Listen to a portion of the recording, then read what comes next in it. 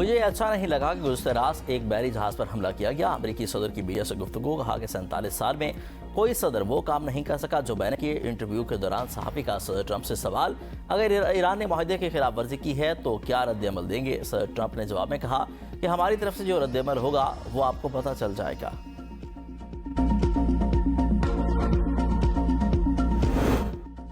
آبنا Hormuz میں امریکہ کا ایران پر فضائی حملہ۔ امریکی سینٹرل کمانڈ کے مطابق تجارتی جہاز پر حملے کے جواب میں کارروائی کی۔ امریکی سینٹرل کمانڈ کے مطابق امریکی طیاروں نے ایران کے میزائل اور ڈرون سمیت ساحلی ریڈار کو نشانہ بنایا۔ آبنا ہرمز سے گزرنے والے تجارتی جہازوں کا تحفظ جاری رکھیں گے۔ ایران نے 25 جون کو تجارتی جہاز کو نشانہ بنایا تھا۔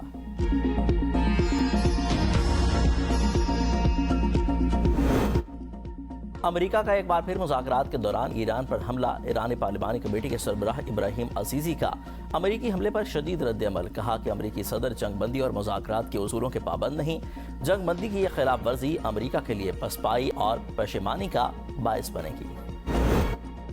تشدد کا جواب تشدد سے دیا جائے گا۔ نائب امریکی صدر جے ڈی وینس کا ایران کو ایکس پر پیغام۔ ایران نے جنگ بندی کے معاہدے پر دستخط کیا اور امریکہ نے اس کی مکمل پاسداری کی۔ اگر ایران کو مفاہمتی یادداشت پر عمل درآمد کے حوالے سے کوئی اختلاف ہے تو وہ بات چیت کے ذریعے مسئلہ حل کرے۔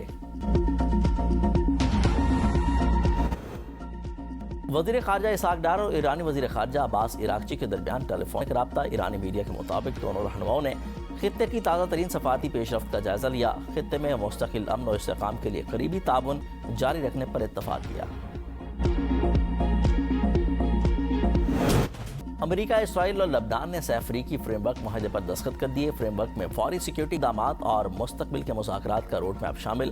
معاہدے پر عمل درآمد اور اس کے نتائج کی بنیاد پر اگلے مراحل طے کیے جائیں گے۔ واشنگٹن میں فریقین کے درمیان 5ویں دور کے مذاکرات کے موقع پر تینوں ممالک کے مذاکراتی وفود نے سہ افریقی فریم ورک پر دستخط کیے۔ دستخطی تقریب سے خطاب کرتے ہوئے امریکی وزیر خارجہ مارکو روبیو نے کہا کہ امید ہے فریم ورک سے لبنان میں امن کے لیے پیش رفت ہوگی۔ یہ صرف ابھی شروعات ہے، بہت کام ابھی باقی ہے۔ چاہتے ہیں کہ لبنان اور اسرائیل کے لوگ محفوظ زندگی گزاریں۔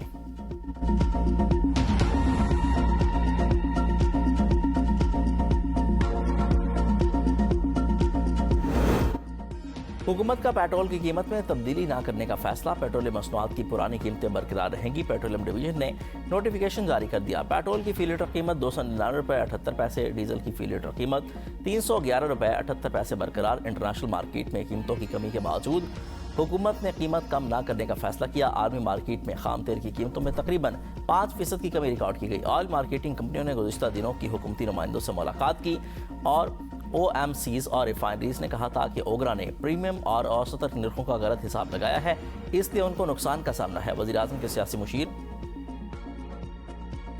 آبنا ہرمز میں ڈرون حملہ غیر ذمہ دارانہ اور احمقانہ اقدام ہے۔ امریکی صدر ڈونلڈ ٹرمپ نے ایران پر جنگ بندی معاہدے کی خلاف ورزی کا الزام عائد کر دیا۔ کہتے ہیں کہ ایران نے اپنا ہرمز سے گزرنے والے جہازوں پر 4 ڈرون حملے کیے۔ ایک ڈرون مال بردار بارائی حصے سے ٹکرایا جس سے جہاز کو نقصان پہنچا۔ کارگو جہاز اپنا سفر جاری رکھنے میں کامیاب رہا۔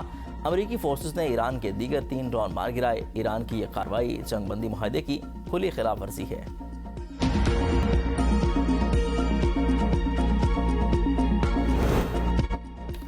ایران کو اپنے دفاع کا مکمل حق حاصل ہے۔ ایرانی وزارت خارجہ کے ترجمان اسماعیل بقائی کا کہنا ہے کہ امریکہ اور ایران کی کارروائیوں پر خلیجی ممالک کو جواب دہ ہونا چاہیے، کیونکہ خطے میں ہونے والی پیش رفت کے اثرات پورے خطے پر مرتب ہوتے ہیں۔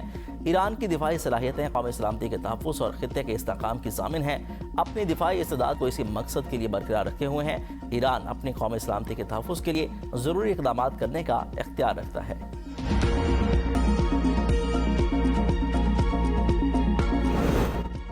آبنا ہرمز میں جنگ سے پہلے والی صورتحال کی بحالی ممکن نہیں۔ ہرمز سے گزرنے والے جہازوں پر بعض بحری خدمات کے عوض فیس عائد کی جا سکتی ہے۔ عمان کا یورپی اتحادیوں کو پیغام۔ امریکی جریدے بلومبرگ کے مطابق عمان نے یورپی اتحادیوں کو بتایا کہ بین الاقوامی بحری قوانین کی مکمل پاسداری کی جائے گی، لیکن جہازوں کی رہنمائی، بحری آلودگی سے تحفظ اور دیگر خدمات کے لیے فیس لینے کی تجویز زیر غور ہے۔ رپورٹ کے مطابق عمانی حکام اہم بحری راستوں کے نظام کا جائزہ لینے میں مصروف عمل ہیں۔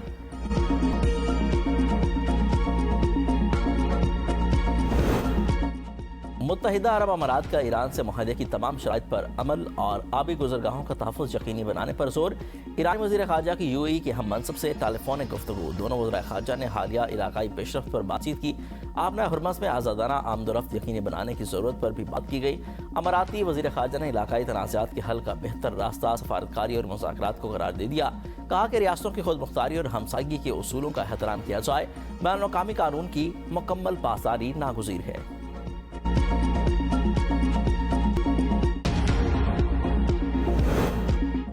آبنہ ہرمز میں تنازعات کی روک تھام کے لیے امریکہ کی ایران کی رابطہ لائن قائم۔ رابطہ لائن سوئٹزرلینڈ کے مذاکرات کے اعلامیہ کے تحت قائم کی گئی۔ ایرانی نائب وزیر خارجہ قاسم غریب آبادی کا کہنا ہے کہ ہرمز کو متوازی راستوں اور ایران کو نظر انداز کر کے محفوظ نہیں بنایا جا سکتا۔ انتظامی فریم ورک اسلام آباد میمورنڈم کی شق 5 کے مطابق ہونا چاہیے۔ ایسا نہ ہونے کی صورت میں متوازی بحری راستے کی معطلی ناگزیر ہوگی۔ ایرانی سپریم لیڈر کے مشیر علی اکبر ولایتی نے ایکسپر پیغام میں کہا کہ اہم فیصلوں میں ایران کا کردار بنیادی اہمیت رکھتا ہے۔ مغربی طاقتوں نے خطے کو سوائے تباہی اور لوٹ مار کے کچھ نہیں دیا۔ خلیجی ممالک کا آج استحکام صدیوں سے آبنہ ہرمز پر ایران کی نگرانی کا نتیجہ ہے۔ عرب ممالک کو مغربی بیانات پر انحصار نہیں کرنا چاہیے۔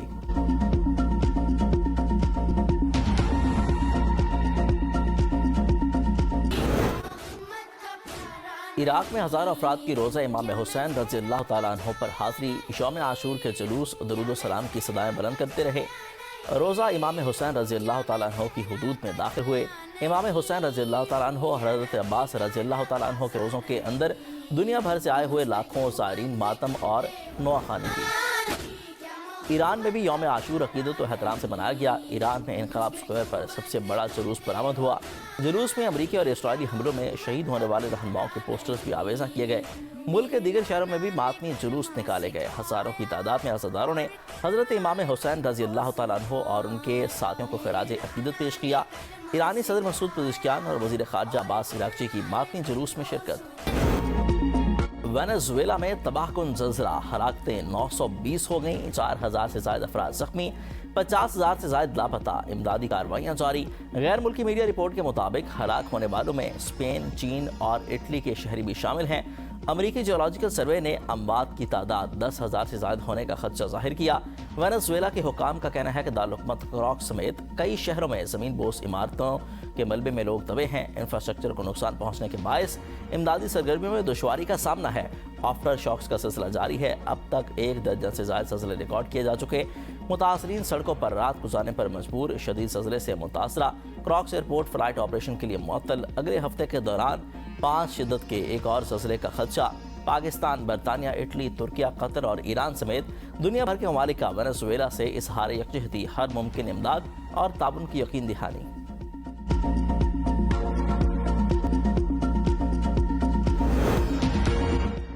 وینزویلا میں زلزلے سے چند لمحے پہلے موبائل الرٹ نے باپ بیٹی کی جان بچا لی۔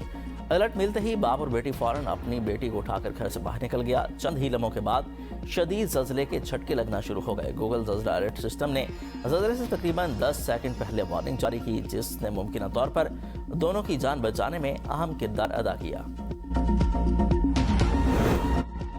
بلوچستان میں ایک ہی دن میں تیسرا زلزلہ، ضلع موسیٰ خیل میں 80 سے زائد مکانات جزوی طور پر متاثر، 6 افراد زخمی، کسی جانی نقصان کی اطلاع موصول نہیں ہوئی۔ پی ڈی ایم اے کی امدادی ٹیمیں طبی عملے اور امدادی سامان کے ساتھ متاثرہ علاقوں میں پہنچ گئیں۔ ضلعی انتظامیہ کے مطابق زلزلے سے متاثرہ علاقوں میں نقصانات کا ابتدائی تخمینہ لگانے کا عمل جاری ہے۔ ایرانی حملوں میں شدید نقصان اٹھانے کے بعد امریکہ کا خلیجی ممالک میں موجود اپنے اڈے منتقل کرنے پر غور۔ امریکی اخبار وال اسٹریٹ جرنل کی ایک رپورٹ کے مطابق ایرانی حملوں میں امریکی اڈوں بالخصوص بحرین نیول بیس کو امریکی اطراف سے کہیں زیادہ نقصان پہنچا۔ مستقبل میں ایرانی حملوں سے بچنے کے لیے امریکہ مشرق وسطیٰ میں اپنی فوجی تعیناتی کا ازسر نو جائزہ لے رہا ہے۔ اس امکان پر غور کیا جا رہا ہے کہ خلیجی ممالک میں موجود بعض فوجی اڈوں کو مغرب کی سمت منتقل کیا جائے، جن میں اسرائیل بھی ممکنہ میزبان کے طور پر شامل ہے۔ تاہم اس حوالے سے ابھی تک کوئی حتمی فیصلہ نہیں کیا گیا۔